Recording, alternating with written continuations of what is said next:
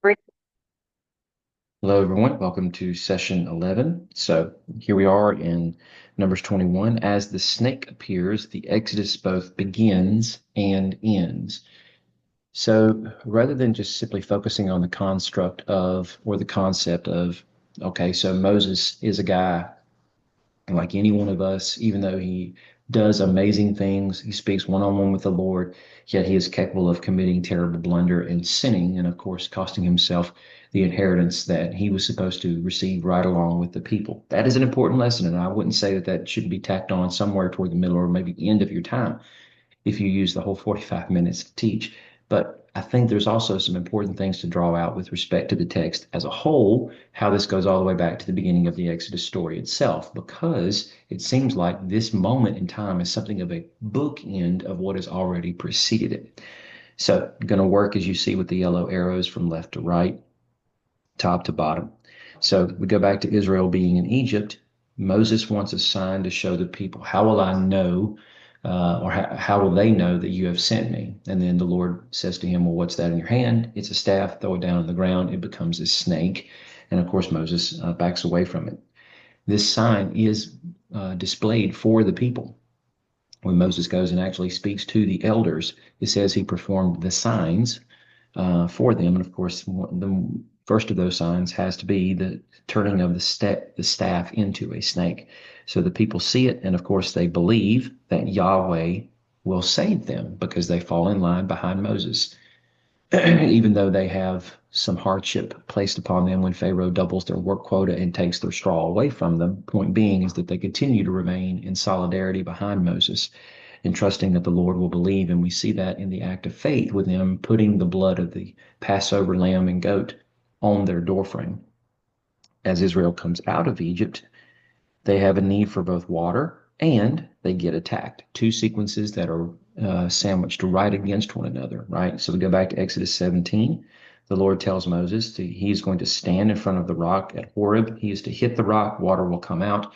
And then as they are traveling toward Rephidim, that Amalek comes out and fights against Israel. In both cases, Yahweh provides, right? Because the rock splits.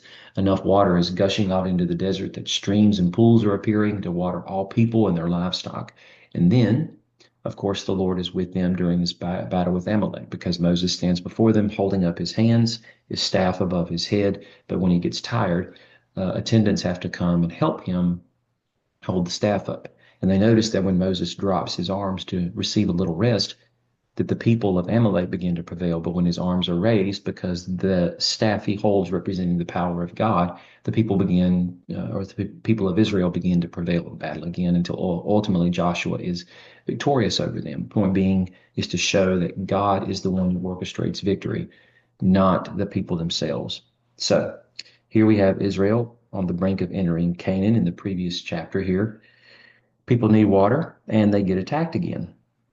So the Lord gives the same tactic. Take the staff, assemble the people, but you're to speak to the rock this time, and it will yield its water. And then right after that debacle, where Moses does what he does and he strikes the rock and then loses the right to inherit, seemingly in no time at all, a particular king of Canaan named Arad comes out, living in the southern portions of the Negev, and he goes and attacks Israel, fought against them, and even captured some prisoners. But the Lord leads them to prevail yet again because this new generation of Israelites who have grown into fighting age and are about to go in and conquer the land of Canaan. Hence the reason why they're up against the border of Canaan yet again. Pray to the Lord and say, if you will deliver him into our hands, we will soundly and utterly destroy them. So they're expressing here an act of faith yet again, as they did in the previous year, should say years, with the battle of Amalek and Joshua leading them there as well. So here we have Israel still on the brink of entering the land. Moses wants to stop the plague from killing the people, this plague that's been brought out because they grumbled against the Lord and the food that he provides. He has now sent biting serpents amongst them that burn them whenever they bite. And of course, it's unleashing something of a plague that's killing people by the thousands. So the Lord tells Moses to make a snake mounted on a pole, and when anyone who is bitten looks at it, they will indeed recover. So Moses makes a bronze snake, mounts it on a pole. Anyone who is bitten looks at it, and they recover. An act of faith, right? Because they have to just look. And if they look and trust, then of course the healing that the Lord is providing will come to them. So when the people see the sign and they believe that Yahweh will save them, going back to this concept of the serpent. That's how these stories connect. With Israel and Egypt, Moses showing the sign of the staff turning into a snake, that people believe that Yahweh will save them. They fall in line. Here at the end of this particular story, right before they end or enter into Canaan, the same thing, except instead of God turning sticks into snakes, he is sending snakes that are just popping up out of the desert sand and biting them like crazy and killing tons of people. But Moses acts quickly. The Lord tells him to fashion this snake. Well, actually, there's a bit more to that. We'll get into that when we unpack this lesson in our Sunday school workshop the preceding Wednesday night. But there's definitely some etymological evidence that the Lord may not have told Moses to actually make a snake, to make an image. And what he may have been suggesting he make an image of was more so the fire, based off the Hebrew words being used here. But that requires a little bit deeper study, and I don't intend to really go into that here. Just wanted to catch myself, to correct myself in case you go back and reference this again later on and you're like, well, you said something different during the Sunday school workshop. I digress. Point being is that these stories connect poignantly in that way to make sure that we understand. In between, we have the stories of Israel coming out of Egypt, almost going to enter Canaan. They need water. The Lord supernaturally provides. They immediately get attacked, and he helps them prevail in battle to show them that he is with them. He will provide. He will save them. And yet, in spite of all of that, they grumble. And of course, the Lord does what he does with the serpents, but once again provides the means by which they are to look and believe. And in doing so, they will be saved. So I hope that helps with respect to this. Surely there are definite connections here with respect to the snake in the wilderness and Jesus. Jesus makes those connections himself when he's talking to Nicodemus in John chapter 3. I definitely think that's a worthy place to go. But I would encourage you as a teacher, don't let your lessons start there.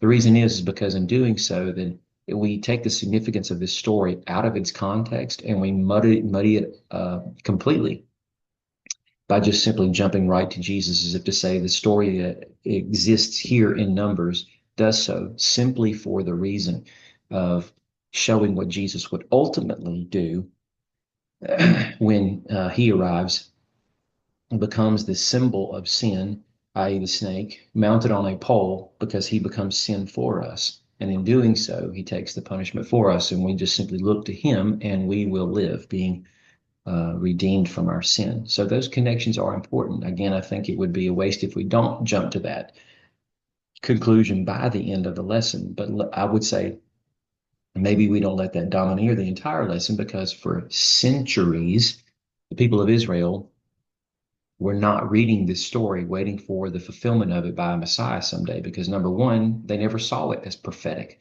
that somehow a Messiah would come and ultimately do what this snake did for the momentary purpose it was used, right?